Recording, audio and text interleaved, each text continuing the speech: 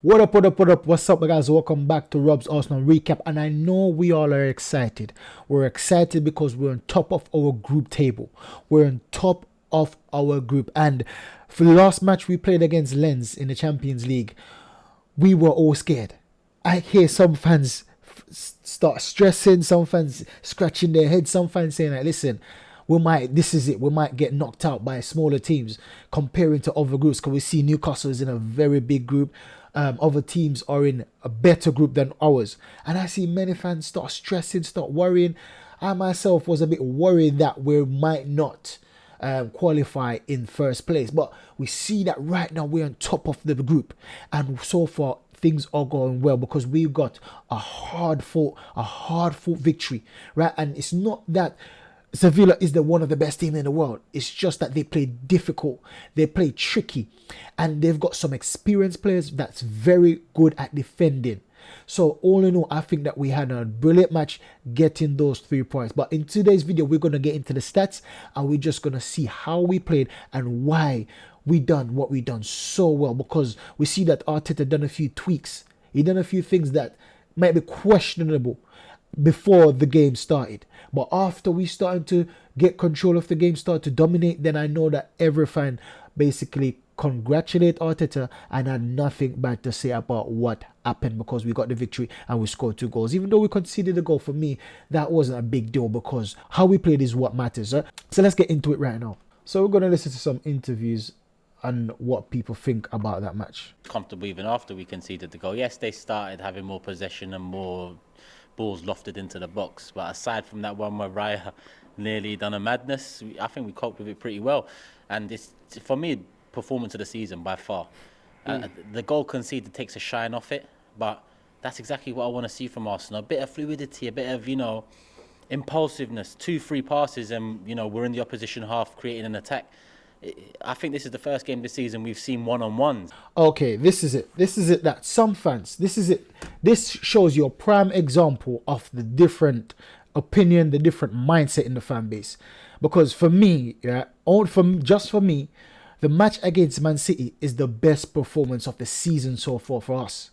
Because it's the way we dominate the game. It's the way, and it's not like we played against, first of all, Sevilla is a smaller team than Manchester City. Right, and it's the tactical mind games, right? Because we see that Pep is always playing mind games. Pep's is it the thing that whenever he does press conferences, always giving credit, is always making you, and it's in a thing that I believe that's in the art of war where you give your shower compliments to your opponents. You try to water them down. You try to basically stab at their heartstrings. You try to pull at their heartstrings, and when you continue to do things like this, your opponents start to see you like have this kind of emotional tie, and worst of all, they're friends. Yeah, so Pep knows what he's doing, always giving compliments, always, you know what I mean? Pep knows what he's doing.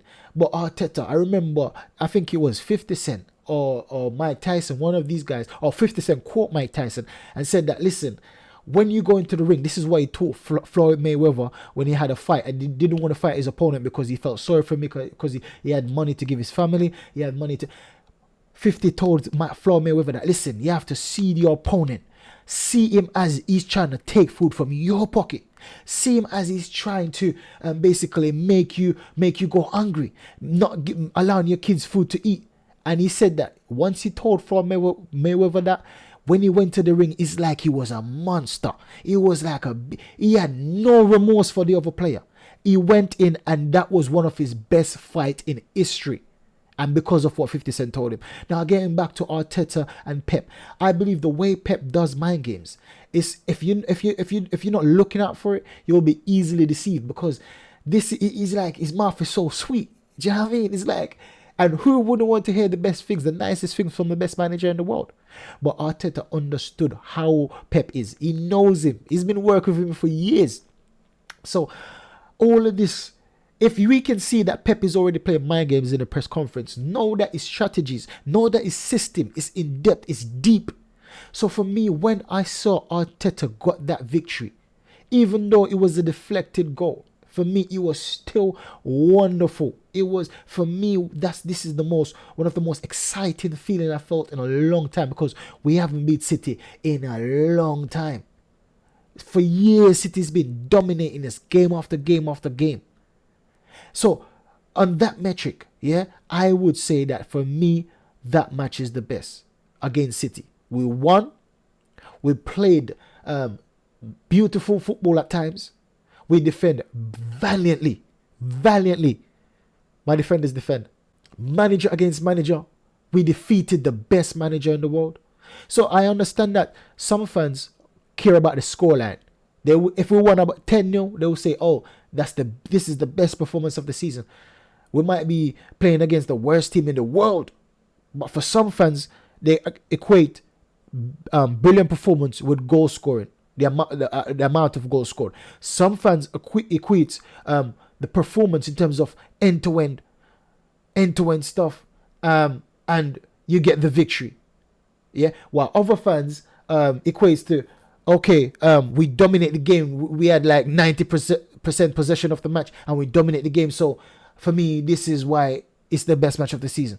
But for me, I'm more of the end-to-end stuff, and this is it. That we were going end-to-end with Manchester City. We were going toe-to-toe with the Sharks, and we were victorious. So for me, that was the best. So I'm not criticizing Turkish. Big up Turkish, you get me? I'm always here for Turkish opinion. Previously, I hated his opinion because he's a pessimist, and I understand why he's pessimist. But at times, you don't want to hear too much. You get me? He's like, he goes in too much, but this I disagree with. Good, Bob. Try and bring some order to this, Bob, will you? Arsenal have had a good result tonight. They've won the game. David Raya, convincing? Well, I personally think there's something going on at the club, because if you're an outfield player and you play 3 bad games like he's had, they'd be dropped. They'd be like Havertz was and that. I think there's something that's happened there where, whether it's an argument or something, because you'd play him, wouldn't you? Because he didn't do anything wrong before Raya came in. So why wouldn't it be put in? I don't get it. I think there's an underlying issue there, because it don't smell right. You put him in, he drops other players. If they, not just him, but other managers, if they had 3 bad games, he dropped Havertz, he dropped a few. Now for me, this is it where with this opinion now, he said that he believes that there's something going on at the club in terms of Arteta don't want to drop Raya, and I see this on different levels. First level, you can't be getting a new player, whatever position, and they're struggling for confidence, and after they make a few mistakes in terms of the match after you drop them, that's going to even shatter their defense even worse. Now, if you can remember with Kai Havertz, when Kai Havertz came, he made a mistake and Arteta start him into the next match. So Kai Havertz has not been really making mistakes in every single game, or I've only seen him make a few mistakes in terms of very, very, very, very bad mistakes that can lead to a goal. And I've seen Odegaard done worse, yeah? Even though he's a captain. I've seen Odegaard give away the ball a few times that led to shots on goal. Now, I say that to say this, that they're the 2 new signings. Declan Rice, I don't even put in that category because he's world class. I don't even put him in that category. But Raya's been making mistakes. So if Arteta can't just drop him, he needs to show confidence in him. Now, I've been saying that I want to see Ramsdale come and go because I want to see if he's improved. Yes, I still want to see that. But I understand it from Arteta's point of view. I understand that he needs to coach, to take time and break Raya in, because I believe that he firmly thinks that Raya is his number 1. This is why he's having so much patience. This is why he's having so much time, because he believes that he's his number 1. Our goalkeeping coach came from Brentford. And as soon as he came from Brentford, then comes Raya. To me, that's not coincidence. That's not coincidence. That's all adding up for me. So for me, Raya is his number 1, and he's only showing faith in his number 1, trying to get behind him, trying to basically help him to go through, because for me, he's the better keeper. But I want to see if Ramsdale has improved, because I believe in fairness, I believe in opportunity. Now, if Raya is having bad performances, at some point it needs to be taken out the firing line. That's the opposite argument. At some point, it needs to take it at the fire line. And that's when I want to see if Ramsdale can be any better than what he was. I won't compare Ramsdale to Raya because we know that Raya is struggling for confidence right now. So I wouldn't necessarily compete him with Raya. I will compare. I wouldn't necessarily compare Ramsdale with Raya. I will compare Ramsdale to himself, his previous performances. Has he improved any much with his feet, his changing of feet, his quick feet? Has he improved with his passing? Even though most people said Raya's passing has been dreadful this season, but we know that Raya, that's his quality. He can. When he gets his different mindset, when he gets his confidence back, he can change just like that. But Ramsdale, you need to be trained in that if you don't have it already. Now, this is the lineup that we started against Sevilla. Now, we can see that David Raya had a rating of 6.8, and for me, he should have had a lower rating because Ben White had a rating of 6.5. I believe Ben White had a bad match. He didn't have a good match, but even so, I believe he still deserved more than Raya in terms of ratings. Even Saliba got a 6.6. Magalhaes got a 6.6. Both lower than David Raya. And for me, that shouldn't be on. Tomiyasu got a 6.8. Basically, they're comparing Tomiyasu on the same level of David Raya. No. For me, Tomiyasu had a superb match. Tomiyasu was our man of the match for me. It was man of the match for me. No way is Tomiyasu on 6.8. That's not fair. That is not fair for me. Declan Rice having a consistent score of 7 in the 7s, in the high 7 or sometimes low 7 in this match. 7.4. Consistently, always performing, always having good numbers continually. Now we see Jorginho 6.6. Deserve more for me. Martin Odegaard, oh my gosh. How can Martin Odegaard have the same score as Saliba and Gabriel Magalhaes? Tell me. Martin Odegaard should be getting a 3 at best. That's how poor he was. Martin Odegaard don't deserve nothing more than a 3. Bukayo Saka with a 7.2, respectable score for how he played. He didn't light up the match, but the score is respectable based off his performance. Gabriel Martinelli 8.1 and Gabriel J at 8.5. Now, Gabriel J, I believe he got 8.5 over Martinelli because he got an assist and he got a goal. So for me, this is why he got 8.5. Now, when you check, these are the 5 best players on the pitch. The 5 best players. So Gabriel J and Martinelli, we know that already based off their score that they were the 2 best players on the pitch overall. And then we see Rice once again. I'm telling you that Rice is always coming in top 5. Check the stats. Whenever I do these post-match analysis, check the stats. Declan Rice is always in the top 5 performing. And for me, this is what spells brilliance. For me, this smells like a captaincy material. This smells like captaincy ingredients. Trust me. There's no way a player can be consistently in the top 5 in every match you play. Top 5 on the pitch in every match you play, no matter if we win, lose or draw, always in the top 5. And you say that player doesn't deserve to be the captain of the club. Now, I'm saying that I'm happy with Odegaard right now, but I'm telling you, if Odegaard don't have a turnaround by next season, I don't know. I can't defend him no more. I have to see Declan Rice as my captain. Because Odegaard has had 2 seasons now. 2 full season in terms of trying to improve on the captaincy. But yeah, without Xhaka, because we know that Xhaka was basically one of the old guard in terms of coming from Arsene Wenger days. He had the captaincy before. It's difficult to impose your captaincy if there's a previous captain in the team. So with Xhaka gone, I wanted to see Odegaard hold his captaincy and prove that he deserves it. But so far, he's been in and out in terms of performance, in and out in terms of the role of a captain. Yes, he has some very good top qualities as a captain, but what we need when we're up against difficult opponents, what we need when we're up against different behind enemy lines, we need someone that can pull us. This illustration: if you get shot, you're in a war and you get shot, you want your captain, you want your commander, you want to come and pull you back. Right behind the barricades, pull you back behind where there's no shot firing, nothing can hit you. That's how you want your captain. That's what you want your supreme leader. That's how you want your leader to be taking control of that situation. And that's how I see Declan Rice is. When you see Declan Rice, that's what comes to mind. This guy, he loves his team, he loves his players, and he will die for them. At a moment's beat, he will die for them. And this is the captaincy we need going on in the future. Now, once again, what Turkish said about having this was the best performance of the season against Sevilla, man, the stats don't agree with him either, right? Now, when you look at expected goals, we had 1.93. Yeah, so yes, we can say we beat the expected goals because we scored 2 goals. Now, expected assists 0.9992. But when we look at ball position, we had 44 possession, right? So straight off the bat, we've had better possession this season. Yeah, we've had better possession of a match this season already. So that's not the reason why. I heard him says that we were more fluid. Basically, we had more one-on-ones, and it's because the reason why we had more one-on-ones. I don't believe in the Champions League. That's why I said against PSV why we scored 4 goals in the Champions League, and that's why in my previous video I said that.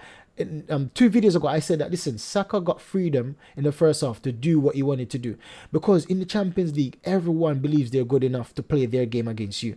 Rarely would you find a team that come defensively or come to upset or come to basically get you frustrated. Lens done that. And it worked for them.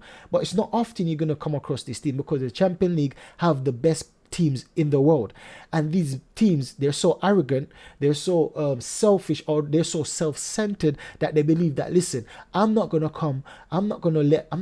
play to you. I'm not gonna come and accommodate you. I'm not gonna come to try and basically stop you from playing. You need to come and stop us from playing, because everyone believes that they're that good in the Champions League, especially if we're not Real Madrid or Barcelona, Juventus, and these kind of big teams. So this is why I believe that we were so fluid. Now, when it comes back to the Premier League, even the worst teams in the Premier League will give us a difficult match.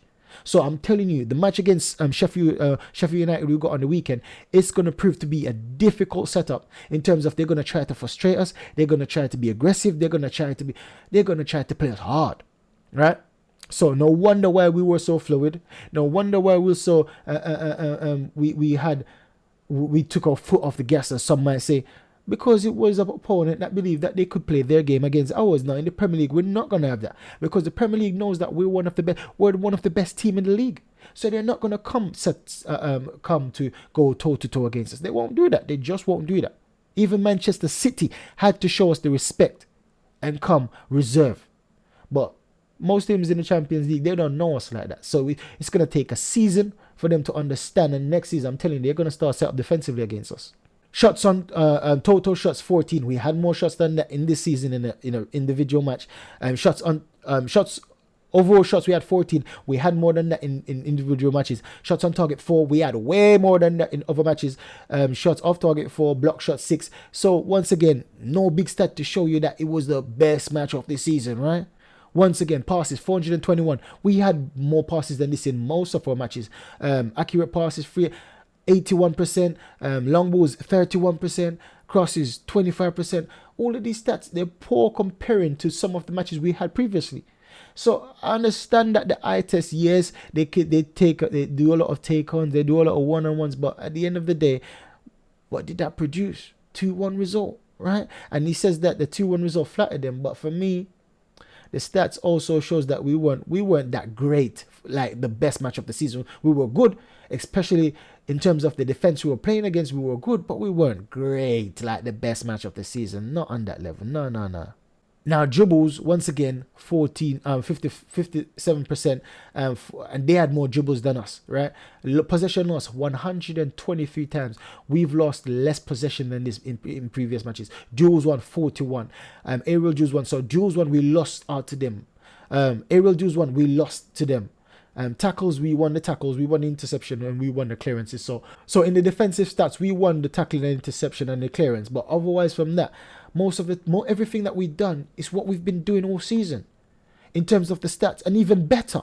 So for me, this was not the best match of the season. No way can we say this was the best match of the season.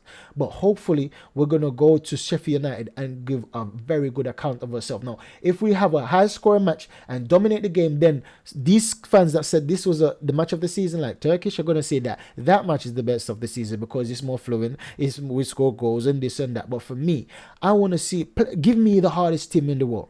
Give me the best team in the world, which is Man City, and give me a scoreline, give me a result against them, give me a good performance, and I'll take that all day over any 10-0. I'll take that all day over any, unless it's a 10-0 against one of the best teams in the world as well, like a Liverpool, like a Man United, like a Barcelona. Yeah, then obviously that's the best. That would be the best game in the world. But if it's a lower class team, for me, that's worthless. It's pointless. Well, not totally, but you know what I mean.